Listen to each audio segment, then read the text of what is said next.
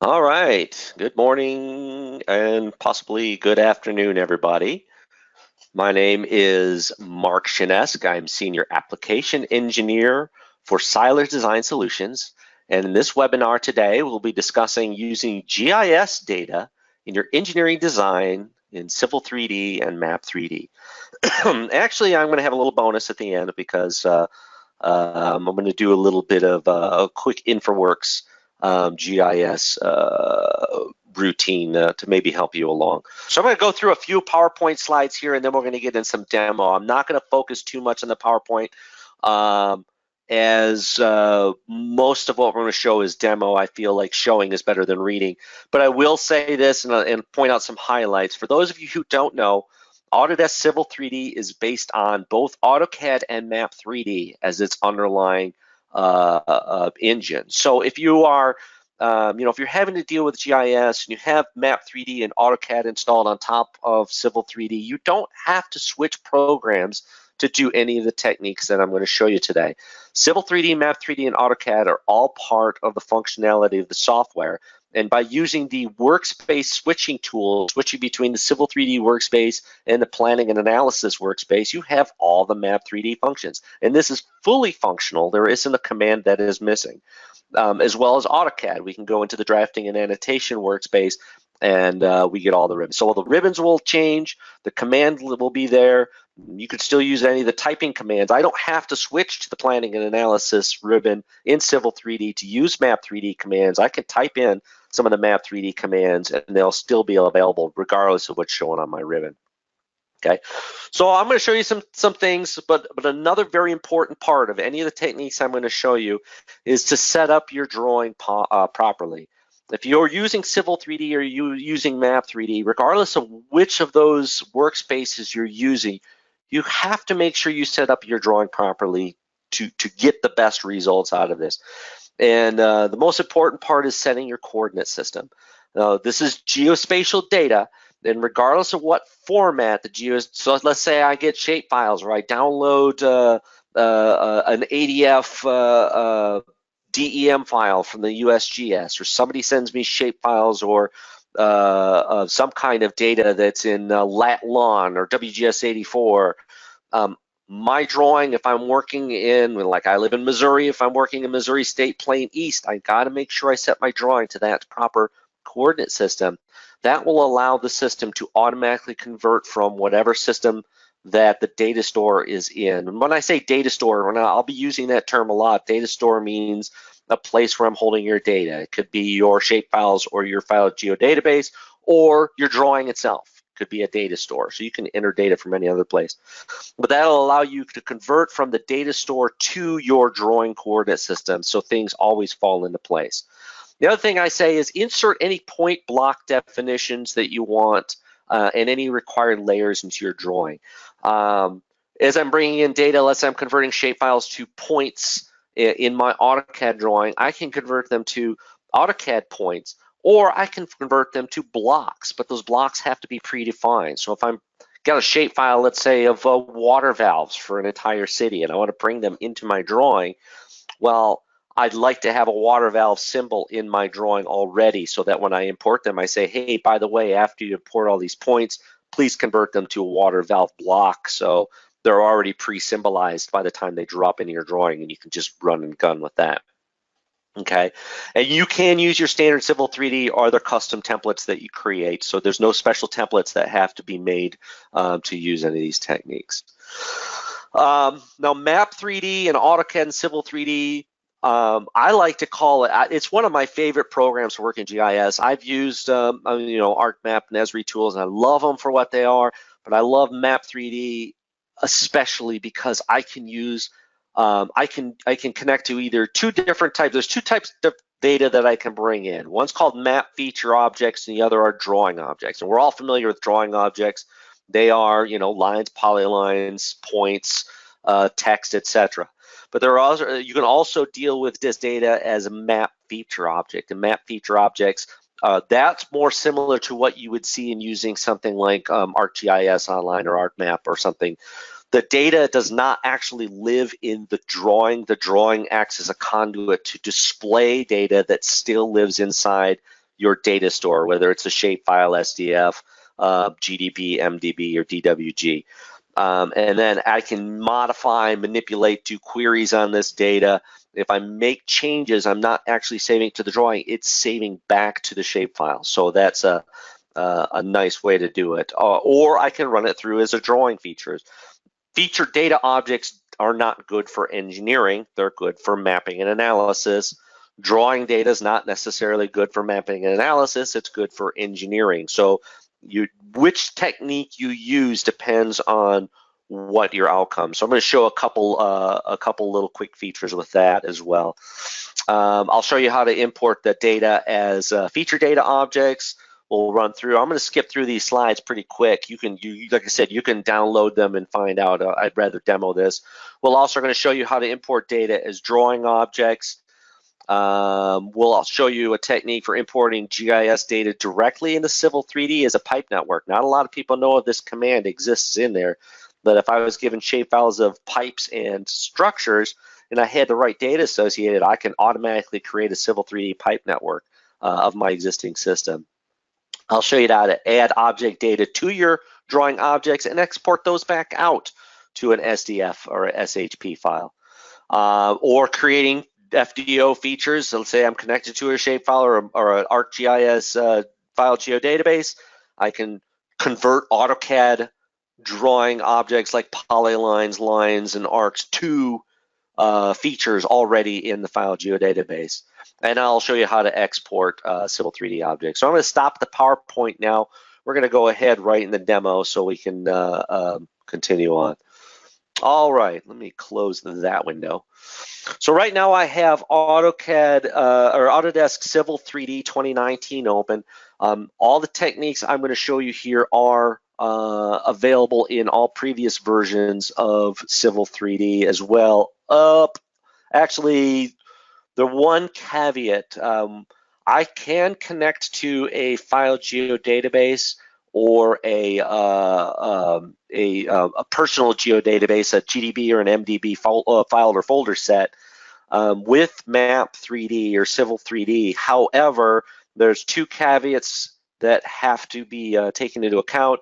It has to be Civil and Map 3D 2017 or later for 64-bit, and to connect to Arc File Geodatabase or MDB, you must have a valid Arc desktop license installed in the computer. So that is one of the things that you have to. So I can't just willy-nilly say I'm going to connect to this. Great, somebody sent me a GDB, I'm going to connect to it. Yeah, if you don't have Arc desktop already installed with a license, you're not going to be able to do that connection. So I will give that warning ahead of time. So right now I'm going to show you the different types of data. So I'm going to connect to some shapefile data here as an FDO connection. First, I'll show you FDO and what, as an engineer or as a designer, what I can use this data for. I'm not a GIS expert. I'm not here to do a lot of data analysis on it, but there is some information. Let's say I'm doing some cost estimating, or I have to do some planning for a in this particular situation. I'm going to show you a parcel map and a proposed water main route, and I have to determine the length of pipe that was going to run through each parcel so we can plan for easements. Okay, so what I'm going to do first is I'm going to switch my workspaces. So right now I'm in a familiar Civil 3D workspace. Up here, I'm here in your quick access bar is the, let's see if I can use my tool. Up here is your workspace switching area. You also can find that as this little cog down here in your tab at the bottom right here. So I'm going to switch from Civil 3D to Planning and Analysis, and you'll watch my ribbon change.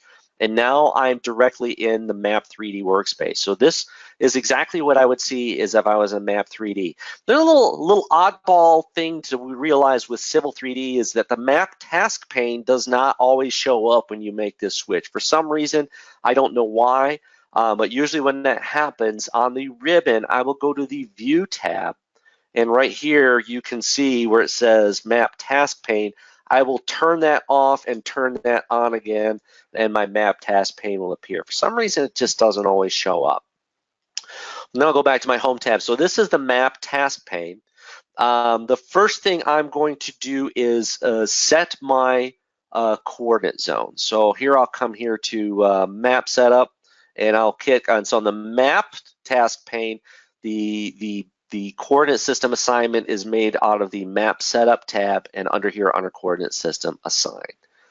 So I'm going to open up my, and now you see I'm already assigned to Indiana 83 US foot. Okay, so that's where I'm set. But what I would do is work similar to the way in Civil 3D, where I can choose my category. Here's all my different coordinate system bases. I would come down here to USA, Indiana, and then I would be able to choose my coordinate system appropriately there. I can also filter by unit. So if I only wanted to see the US survey foot ones, that just narrows it down. I can make custom coordinate systems in here as well using the create and the library commands up in the ribbon here. So if I need to modify, or if a state or an agency comes out with a new high accuracy, low distortion system that's not quite in the Autodesk library, I can create my own and add that by the parameters. So then I would set, IN83EF and say assign. If I want to view the parameters, I can hit the view button down here and it'll show me everything about the definition for that coordinate system. But I've already have it assigned, so I'll leave it that. Now to connect to data, I can either come to my home tab and hit the connect button here, or I can connect the data icon right there. Both of these are the same command, and what they're going to do is they're going to open up the FDO data connection dialog box. I already have some connections in here. I'm going to disconnect them right now and delete them because I was practicing and I forgot to clear my, so you see how I'm deleting connections, right? So first thing I'm going to do is connect. I have some data in here in a folder. I'll bring my folder up someplace, wherever it is. Come on, you. Where are you? There it is. There's my, there it is.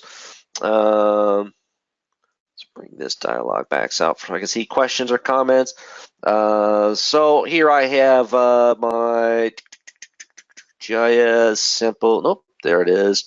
So feature overlay. So I have some shape files in here for some parcels and a proposed water route, right? So I can connect to a shapefile. So your different types of data connections on the FDO are on the left side. Here's my ArcGIS data connection for connecting to MDB, GDB, or ArcSDE connection. Again, I need a valid Arc Desktop license. Here's shapefile and SDF connection. Here's raster or image. Raster and image is a good way to bring in SID files.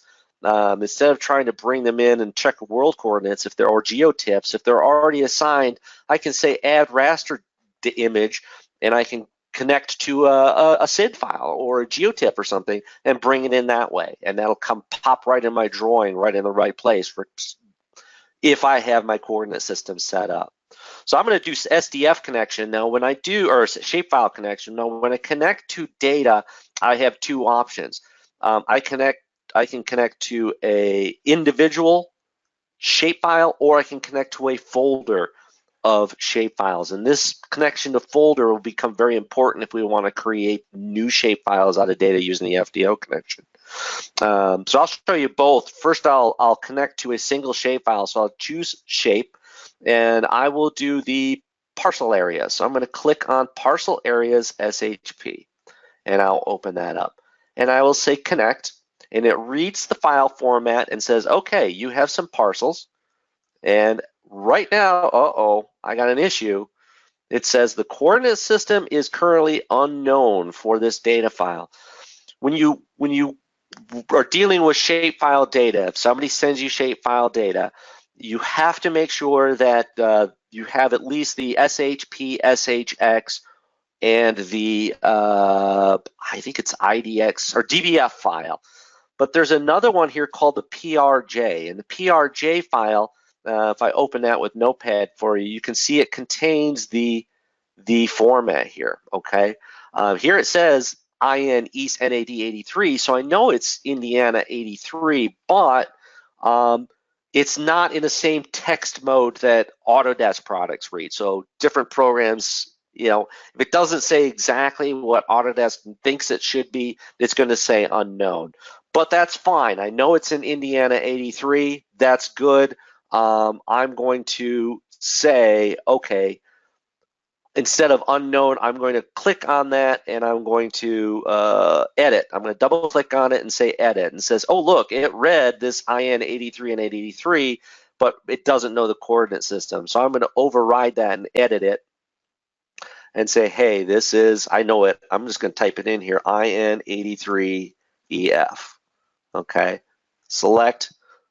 Okay, so now it says, okay, no matter what, it's going to be IN 83. And then I just say add to map. And there you can see all my parcel areas. So my parcel areas have shown up. If I click on these, I can come here to get some information in my properties window, and I can see all, you know, section 35, block 100, parcel 001. There's the tax ID. So all the attribute data is available to me as well.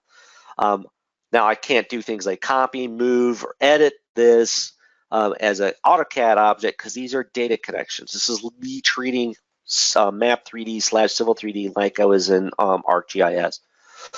If I click on the layer here, I can restylize these. So right now they're green filled. Maybe I want them yellow filled or something. I can click on it and hit style and bring up the style dialog box. I can choose the style and I can change the color. Right now the fill is green and I want the fill to be this yellow color instead. Well, maybe yellow's too bright. Let's try a light green, kind of this lime green, and hit apply. And so you can see how I can stylize those, how I want them to look in my map. I can add feature labels to them. Maybe I want the parcel number in each of these as well. So any of those can be done. All right, I'm going to bring in another file. I'm going to go back to my data connection. This time I'll go through the data connect, and I'm going to make a folder connection instead. So I'm going to browse to my desktop, someplace in here. There it is. And I'm going to that feature overlay shape folders and say connect. Now you can see all the shape files that are available to me in that folder. I already have the parcels in, but I'm going to bring in my new water route. It just so happens my new water route, I do know the coordinate system. So I'm going to click on that and add to map. Okay, that's now in my map, and you can see it adds it as a layer on my display manager. And if I browse in here, you can see my water main route. I'm going to change the color of that so it stands out too. I'm going to make that, we'll make it blue. And I'll give it some nice width. I'll make it nice and wide so you can see it. That may be too wide. Let's go to 2. Close. All right, so here's my water route brought in as an FDO connection. Again, I can get some information. I can click on this guy, and I'll choose map feature. Actually, let me choose the right map feature. Selection cycling. There we go. Yeah, it's not doing that. I'm going to hit my data table. There we go. So I selected my water main route. Now this is the attribute. Besides seeing this data in my properties window, where I can look at the attributes here, I can also select the layer on here and go to the data table. And the data table will open up underneath, and I can look at all that parcel information based upon, you know, the entire table for that feature. If I choose auto zoom and auto scroll, if I select a column from the list here, it will automatically zoom my window to that particular parcel where I'm looking at. Vice versa, if I select an item in the CAD drawing, it's automatically going to switch to the table column or table row in my data table. But I'm going to go back to that water route, and I'm going to look at that table, and I'm going to right click on there too. And I'm going to zoom to extents, and that will zoom me into my route. So I have this proposed water route, and I have these parcels, but I want to determine how much of this goes through each parcel. So one things I can do with an FDO connection is I can come here to the Analyze tab, and you can see in Map 3D, in the Map 3D interface, you'll always see the words I'm going to zoom in here. Feature or drawing. Features will always pertain to an FDO feature connection. So all these tools here, feature buffer, feature overlay, style editor, surface, those are only for feature objects. Anything that says drawing in it only will pertain to drawing objects, which we'll do next, okay? So I'm gonna go here and I'm going to say feature overlay, and I'm going to overlay my water route on top of my parcels. And you can see with line, which is the layer, and polygon, it's going to create a new series of lines. I'm going to say next. It's going to give it a new layer name, and it's going to output. In this place, I'm going to output as another SDF, or I could do it as a shapefile. So I'll say water route A intersection shapefile and save that. So it's going to create a new shapefile and break this entire water main route up and break it up as per parcels. It's going to intersect those two. I suggest some sliver tolerance. I always hit the suggest button there, and then I just say finish. Okay, so it's performing the overlay functionality right now, and now it's writing out a new shapefile, and it automatically does a data connection. So you can see I have a new data connection here. I'm going to stylize this. I'm going to make it, I'm going to make it bright red. Okay, apply, and I'll make it thick. Apply, okay. So there's my new feature overlay. I'm going to turn off my original. To turn off a layer, you just got to click the little button here and it will turn off. See, I can turn off non-parcels. So now if I click that water main, now it's broken up into little segments. So you can see I got a segment here and I got a segment here. And if I turn back on my parcels, you can see that's where it intersects through that route. And if I go to the data table on that, not only does it contain, it has merged the data from the water line along with all the parcel data. But one thing it does not do is it does not give you a length column in this column. So what I'm going to have to do is I'm going to have to do what's called a calculation.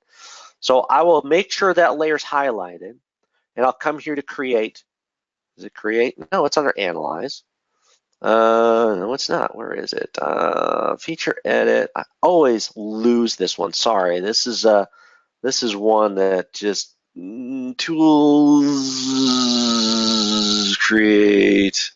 I just had it yesterday. Just ran through this. Even I get set up. All right, so I'm going to right click on that. This is another way to do it, and I'm going to say create a calculation. There we go. We'll go sub menu here. So I'll say create calculation. I'm going to call this water main length, water main dash length. Okay, and I'm going to do the following. So I'm going to create a geometry, calculate the geometry of features in this layer. So this is my intersect layer, and I'm going to say the 2D length. And then right here, it's already filled in my calculation, length 2D of geometry property. So instead, I can type in a property, or I can click the properties list here, and I'm just going to come down here at the bottom and say geometry. And why didn't it add that geometry? There we go. So it's going to give me the 2D length of the geometry. And I'm going to validate. It says this expression is valid. I'm going to click OK. And what has done now is it has added a column to my data table. There's my water main length. So for this first parcel right here, 41 feet goes through that parcel, and the next parcel 757 feet. So I can then take this data, and then I can right click up here and I can export this as we go back here to the beginning. So I can select all these columns here. I can right click, I'll say select all, and then I can export this, and I can export this as a CSV file, and I can drop this into Microsoft Excel, and I can create a nice spreadsheet of hey, this parcel, this much length of easement, this parcel, this much length of easement. So quick calculations can be done with FDO connections.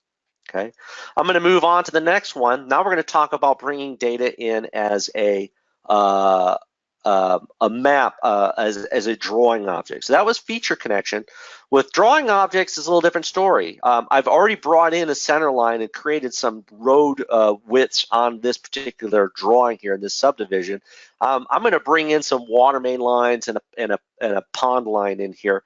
So you can see I can highlight this center line of road. If I right click and it is go to properties, it is a polyline. It is nothing more than a plain polyline. But if I look down here, because I brought it in from shape data, I have some object data associated with it. So properties and attributes in Map 3D or in drawing objects come in as object data. So I can see the header name here, and I can see any of the data front here. This is Lakefront Avenue, and the frontage name's North, okay? And this is Lake Ridge, and this street right here is Hillcrest. So even if I do nothing but bring data in to populate my existing properties, let's say I'm doing a new development and I have topo, but I want to supplement that with data beyond my topo, and I had the GIS files, I can add that to my drawing as supplemental data from GIS and have some intelligence to it. So, you know, later on, it can click a street, read it, whatever street name it is, and say, okay, now I need to label that as, you know, Hillcrest or Lakeside or whatever the drawing name is. So to do any kind of import of shapefiles there, I'm going to say, now this import only really works with shapefiles and SDF. SDF, again, is Autodesk's proprietary data store. It's kind of like a personal geodatabase where you can have multiple feature classes in it. But you can't really read it outside of Map 3D, but I can take those and convert them to others.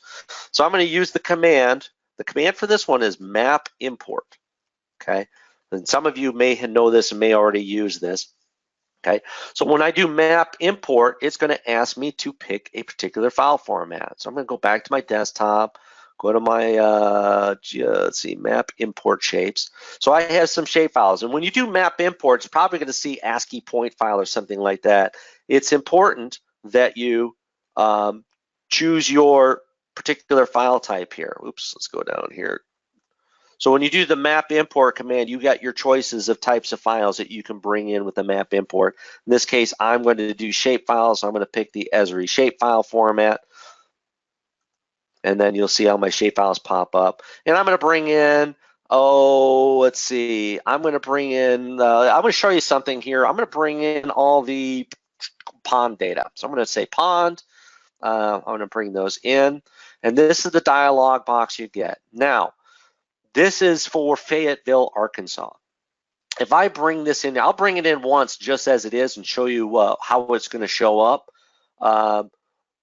There's one thing that you'll have to know. So I've already had my drawing coordinate set. So I did that ahead of time. This is an Arkansas 83 North foot, and it reads my coordinate system of the shapefile. So you can bring in multiple shapefiles, map import. I didn't have to just choose one.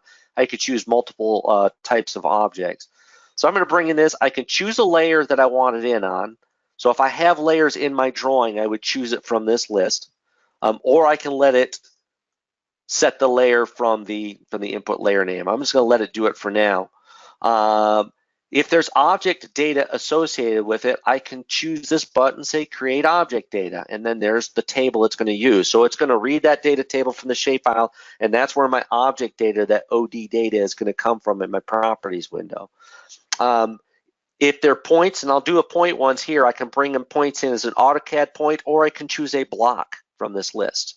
Okay, and it'll bring it as a block. And those are the blocks that I said have to be preloaded. These can't be external block files. When you're bringing in closed shape data like ponds, you must click this button, import polygons as closed polylines. I'll show you what happens if you don't. I'm going to leave that unchecked, and I'm just going to say OK. It's going to process those items, and you can see what's happened. It's brought that pond in as a closed shape. Matter of fact, I probably just locked, hopefully I didn't lock my Civil 3D up by doing that, and I may have, in which case I'll just restart. Shh, we won't tell anybody. There we go. So it is a closed shape.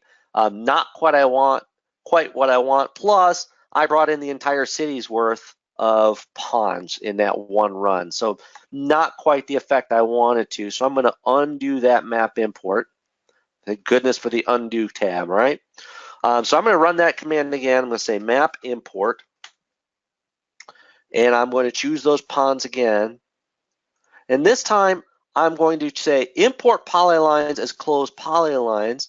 I'm going to bring in my data, create object data, and then I'm going to say spatial filter. So that's where the spatial filter up in the upper right corner here of this dialog is. And I'm going to define a window, and that's why I have this polyline in here. I'm going to define that window and say OK. Now you can see it brought in the one pond that was inside that spatial window. I don't have anything outside of it, and it brought it in as a closed polyline. So you can see here in my properties, it's closed polyline. If I come down here and scroll to the bottom, there's my object data. It tells me this was the attribute data that was attached to that shapefile. So from here, I can look at any kind of data that I want. All right. I'm going to bring in some other items here. I'm going to go back to map import. And I'm going to bring in the water line and the hydrants and the valves. Okay. So I clicked 3. I hit my control key and clicked those 3 items. You can see they come here in the table. And for the hydrants, yes, for all 3, I'm going to choose create data objects, and object data. For the hydrants, I'm going to say instead of AutoCAD points, I'm going to bring them in as where's hydrant? Hydrant. I'll bring the valves in as water valves, probably down here at the bottom. Trees, hydrant, high point, low point, marker point. There's water valve, and the water line. It's a line object. I usually click this import polylines as closed polylines as habit. Regardless, none of these are closed areas, but I always pick that anyway, just out of habit. And then layers, I'm going to put the water line instead of making its own. I got I should have seawater lines. There's seawater pipe. I'll bring the hydrants under. Whoops. I'll bring the hydrants in under seawater fitting or appurtenance, and the valves under seawater appurtenances too. Why not? Seawater appurtenances. So now I have predefined layers. I'm going to bring those in, and then I'm going to click the spatial filter. I'm going to select the rectangle so I don't get the entire city's worth of water lines in here, and say OK. Okay. So it's brought those in. There's some water line there. I don't have a lot in here. I only have bits and portions from that shapefile, but you can see them in here. There's the water line that come in. So I picked this water line. It is a line, and here's the information. It's potable water. It's a, if I expand out my properties window, there's material. It's PVC. It's 6-inch diameter. It's a lateral. There's my valves that I brought in. Let me select all of those. Select similar. I'm going to change the scale. I'm going to up the scale so you can actually see them. 50, 50, 50. Okay, so there's my water valves. It brought in those points from the water valve shapefiles as the block symbol. So there's my water valve symbol, and I can see that it's a 6-inch valve, block name FHV. Not a lot of information. So sometimes the data you're going to get is not going to have a lot of data, but I'm able to bring those in anyway, and looks like I don't have any hydrants here, but the hydrants would have come in the same way. Okay, so that's a way I could populate my map with GIS data and bring it in. Conversely, and I'm going to ask this question, brings me to my next question. Do you have to supply, as part of your workflows, do you have to supply as-built information in GIS format? If so, how do you do it? Are you using map export command? Are you using the feature object creation of map 3D? Or are you using drawing import in ASRI? Click to the next drawing here while you're doing that. I'll give a few more minutes here, a few more seconds. We won't say minutes. All right. All right, so that's a little bit. We'll go ahead and close the poll here. All right, so we don't have a lot. I used to work for a company, and we did work with the military, and they always require, a lot of federal agencies or some state agencies will require GIS data back as part of a design process, and this is a way we can do that from within the software. I'll show you some techniques. So just information that good to see. So I'm going to my next drawing here. This is more of a populated. Let's say I've have that same subdivision. I have more information. I have some existing water mains from survey, and I supplemented with my GIS data that I brought in. There's that water valve that I showed you earlier with the object data, water lateral. And we've added a new section of water lines. We have some new water main in here. I have a new pond in here and this community center building outline. And I need to supply GIS data back to the agency that we're doing this for, okay? So I have a couple techniques that I can use for this. I'm gonna bring in this water main in a two-step process. Matter of fact, I'm gonna break it in two so I can demo this. I'm going to break this in two. One way to do this is via the map export command, okay? But before I do map export, this is right now, this is a water line in here. It was hand drawn. We don't have any object data. So in order to do that, if I wanted to add attribute data before I export this, one of the things I'm going to have to do is define the object data. In the map setup tool here, you see a command at the top called, and I'm still in planning analysis, this is define object data. And so I can make my own data table using this command, or I can choose an existing data table. So because I brought in GIS information, that data table information is available to me. But if I needed to define a new one, like one for this building that I don't have, I can create a new table. So I'll say new table, and I'll call this table building underscore data. I like to use underscore. And now I can add fields. And right now I'll add a field, and I'll say building underscore name. And I'll set that as a character type and add. And I'll say area. And that one will be an integer. And I'll add that. And then I'll say height. Here, we'll add one more field. As also as an, we'll set this as a real number. And I'll add that. So there's my data table. I'm building my data table up with this data table object definition. And I'll say, okay. Once that's done, I can modify it and rename it if I need to. Then I'm going to go ahead and close it.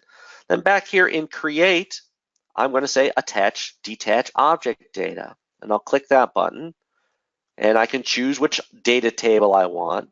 So for the building data, I'm just going to choose that one, and I'm going to say attach to objects. And I'm going to attach it to that community center. So now if I highlight that community center in my properties window, I can come down here and I can see that object data is now attached to it. And it's blank. So now here I'll type in my properties window, community center. And I don't have an area. Well, the area right there is 33, we'll say 33,500 square feet. So 33,500. And its height, we'll say it's 35.5 foot high. So that's the real number. So there's my object data. My attribute data has been filled out for that building. Now if I export this out to shapefile, those attributes can go with it as a data table and object data. And I could do that same thing with the pond or this water main. Because I already have a data table for water main, I can just attach that water line data table, and I'll say attach to objects, that water line, and that water line. Okay, now it's blank, and I can come down here and I can start filling it in. Diameter 8 inch. If I have more than one, I can select them both and fill out common properties. Diameter 8 inch. As-built ID, GPS date, facility ID, subtype, water type, material. I'll say PVC, etc. So I can fill in any of those tables, and they will get attached to that when I export it. So now I'm going to type in two ways. First, I'll do map export. Okay. And I'm going to chop file as a type, Esri shapefile, and I'm going to say building underscore area. So I'll do the building first and say okay. Okay, this is the map export one. I'm going to select a type. Now this is a closed polyline, so I'm going to choose the polygon type. And I'm going to select that building that I want to export. And here it says one object selected, 0 filtered out. Okay, I can use some of these other filters here to select by layer or select by object classes or select by topology. Those are more advanced techniques I'm not going to show here. Data, I'm going to select that new object data table, building data that I just made. Okay, oops, I don't select it, object data, I got to put the check mark next to it. There you go, Mark. So now that building data table is going to be attached to that as attributes. Finally, I have to do the opposite. For a closed polyline, I have to come here into options and I have to do the opposite. Trees close polylines as polygons. So this will turn it back to a polygon shape. And I'll say okay. And has now created that shapefile. And as a check, usually when I'm doing this, I'll come back through and I will make an FDO connection to that same shapefile that I just did, just as a check. I'll say connect and I'll add it to my map. And there you can see my FDO map feature is connected. And if I go to select it in the table here and look at the data table, there's my data table that I had attached to it. So I usually do that as a follow-up. So it's a good check. I could do the same thing with the water line here, the water main. I will do a map export, and I'll call this one new water main as a shapefile. Again, this is going to be a line. I'll select that. So I have one. I'm only selecting one because I'm going to do the other in a different manner. Data, I'm going to select attributes. I'm going to attach my waterline data table to it. And it's not a polyline, so I don't have to. I can also convert it. If I need to convert it to another format, I could choose convert coordinates too. But I'll just do that. So now it's created that. I'm going to do an FDO connection to that waterline as well as a check, and I'm going to show you the alternate method for doing this. If I have an existing, so there's the FDO connection, I'll make it red and really large so you can see it. Color red in my styling. I'll make it super large. There you go. Close. So now you can see that that has come in there. I can look at the data table for that, and there's my water line. Alternatively, instead of doing the map export, if I have to add data back to an existing data store, instead I can come here to the feature create, and I can create from geometry and assign it to us. So if I have an FDO connection, I can say create from geometry. It's going to ask me which of my connected FDO connections I want to add to. So I'm going to add to the new water main and click OK. And it's going to say select objects. And I can select that polyline and hit enter. Do you want to erase the existing one? I can say either erase yes or no. I'm going to say no because I want the CAD graphic still there. And you can see it has added it, and it has added it to the data table now. Now I can come through here and I can add things like it's an 8-inch diameter, and it is PVC pipe right here under material PVC. And then once I'm done, I can come here to feature edit, and I can say check in. And once I check it in, it writes it to that shapefile. This is the technique. If I connect it to because I can't map export to a file geodatabase or a personal geodatabase, but I can create features from objects using the FDO create from geometry and write it directly back to my file geodatabase. So that is a technique that I would use for doing that. And then I can fill in my data table. What I can't do, unfortunately, is I can't automatically get my object data to fall in. I will have to come through here and fill out my data table after the fact. So if you do this in bits and chunks, it is a manageable process. Okay. We only have about 10 minutes left, so I'm going to show you a couple of the other items here. There is a tool built into Civil 3D to bring GIS data in as pipe networks. And so I'm going to switch back here to my Civil 3D workspace. Okay, and I'm going to use this tool. So I have some shape files of pipes and manholes, and under my Insert tab in Civil 3D, under Import, if I pull down for Import, there's this tool, Import GIS Data. Okay, and I'm going to connect to a folder of shape files. So I have Civil 3D GIS Import. I'm going to open that and connect. So there are some shape files in there, hopefully. Sometimes it doesn't want to open.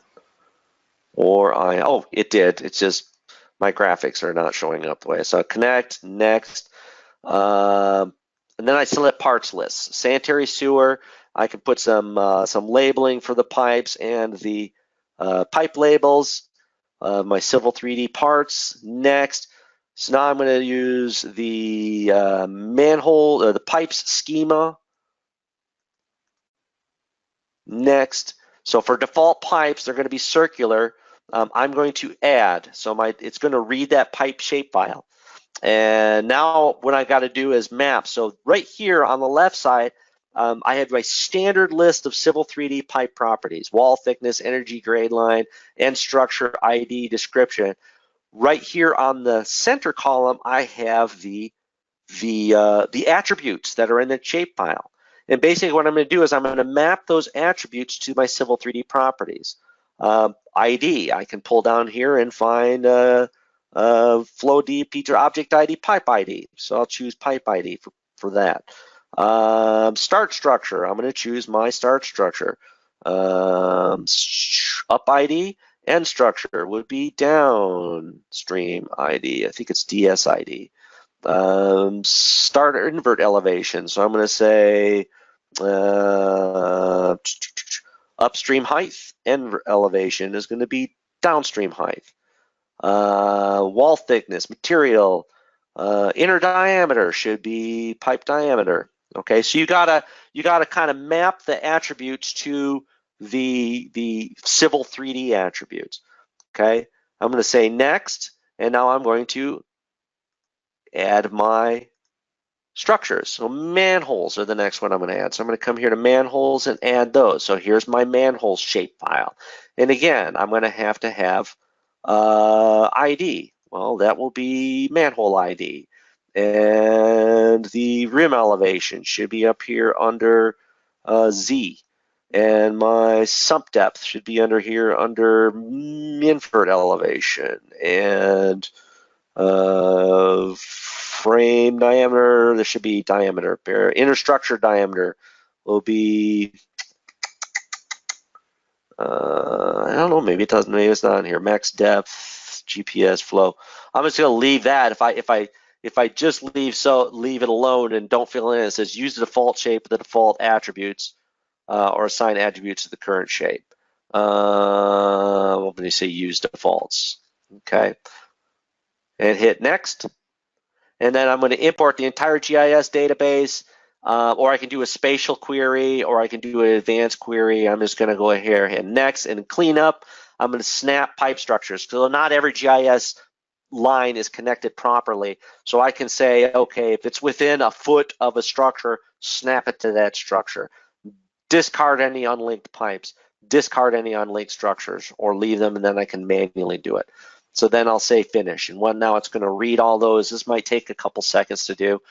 In the meantime, well, let's see. It may not take that long. We'll give it a couple seconds. If not, I'll launch the other poll. I do want to cover the last thing here. I'm going to launch this poll while this is going here. So last poll here. Is anybody using Infraworks as part of their preliminary design workflow or procedure?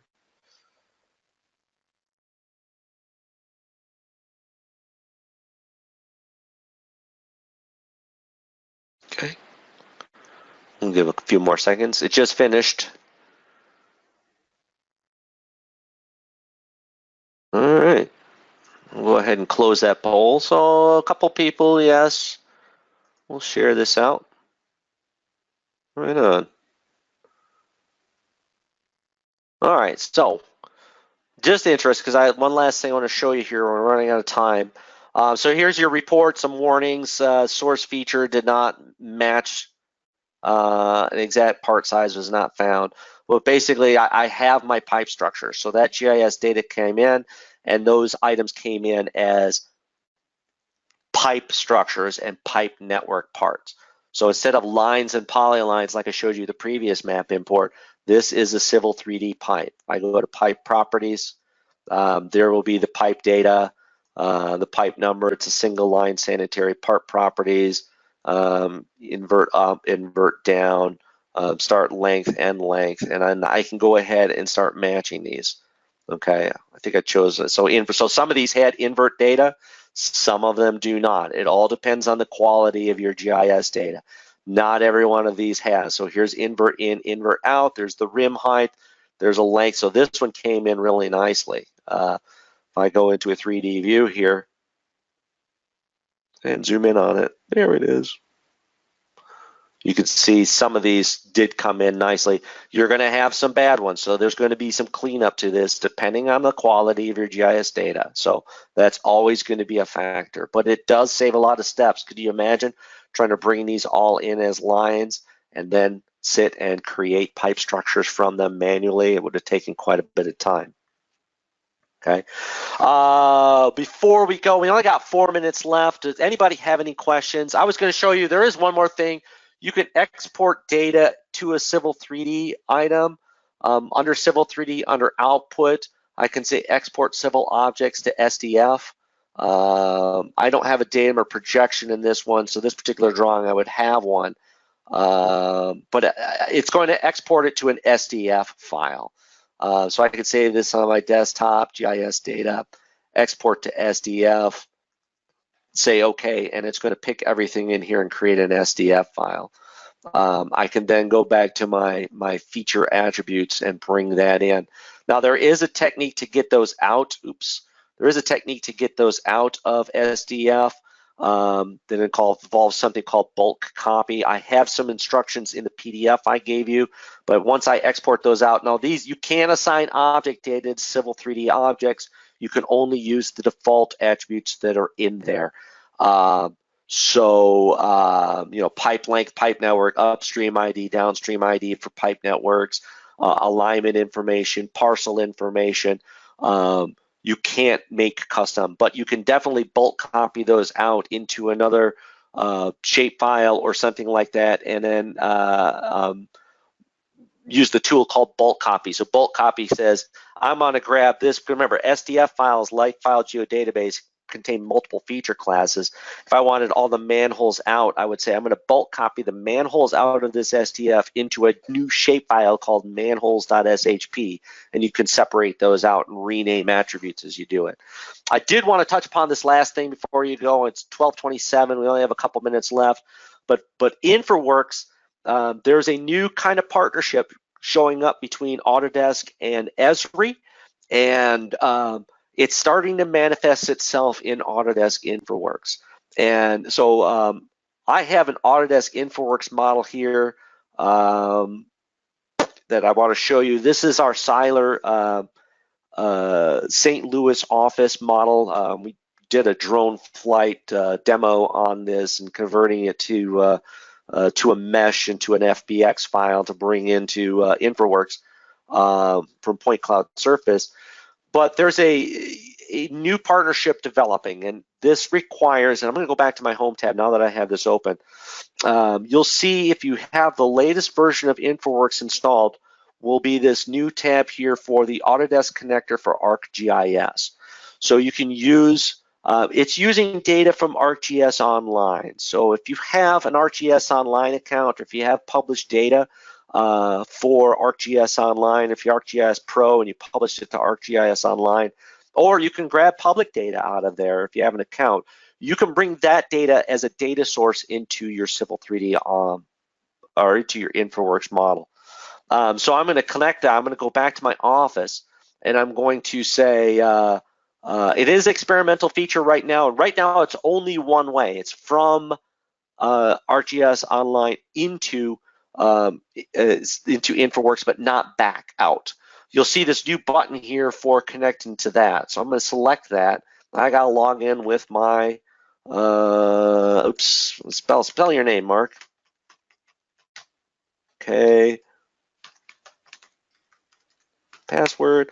So I'm connected to it, and it automatically goes to the ArcGIS Online connector, and you see it maps right into my Infraworks model. So I have this gray area right where our office lies, and I'm going to go. I don't have anything loaded up into my account, but I can come here to the public account. So these are public data that's published there, and I'm going to type in St. Louis County parcels. Okay, there's the St. Louis County parcels. Here's the parcel data for the entire St. Louis County. I'm going to check that. I'm going to say add to my design project. Okay. Oh, sorry, I gotta click on that. Sorry, you click on that first, and then here you say, okay, this parcel data is going to come in, and these are the standard Infraworks types: buildings, coverage areas, culverts. I'm going to say bring these in as parcels, and I'm going to say add to my design. And it's going to go out to that ArcGIS Online, grab those parcel data, and boom, it dropped them right in as parcels. So I didn't have to have the file data for this. This is an easy way to get GIS data into your Infraworks model. So that's with the Esri connector. And if I highlight that parcel, it's going to contain all the information plus the ID plus any kind of additional ArcGIS attributes that came along with it. So you can see the building name, Seiler Instruments, where we're location, tax ID, all that good is, where our address is. This is all information that's been published by St. Louis County. So that's a nice way that you can use GIS data in your planning and analysis if you're using the Infraworks. Okay. And there are some other techniques that are involved. We're almost out of time. Actually, it's 12:31. I had one more Infraworks model I was going to show you. A lot of people always ask me if they use Infraworks, how do I bring something in? Don't tell me I picked the wrong one. How do I bring in things like parking striping into my model? Usually, what I'll do is something like this. This is a model. Some of you have seen Jeff or Jerry Bartle's AEC collection workflow. They kind of touch upon this, but this is a model of their parking lot layout. And oops, I see I did pick the wrong one. There we go. Choose my concept plan. What I'll typically do is highlight these items here, like all these parking striping, and I will do a map export of that as a shapefile of striping. So there, I already did the striping once. I'll say okay, say yes, export it as line work, select those objects and say okay, and they're exported out as a shapefile. Then in my Infraworks model, I can connect to those as a shapefile. Go to my desktop. As soon as I find my desktop, Mark. Fine, go this way. I must be blind today because I can't even see my desktop. See, users. Oh, there it is. Right in front of my face. Holy smokes. It's getting late. Add to my desktop, and then I will say bring that in as a coverage area. And then go to my table and say it's a line work, so I'll say give it a 0.25 foot buffer and style it as manual style, color white or yellow.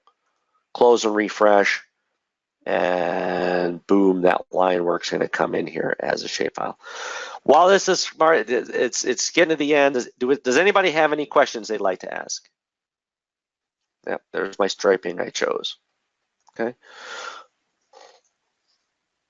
Any questions, comments? All right. Well, I thank you all for attending.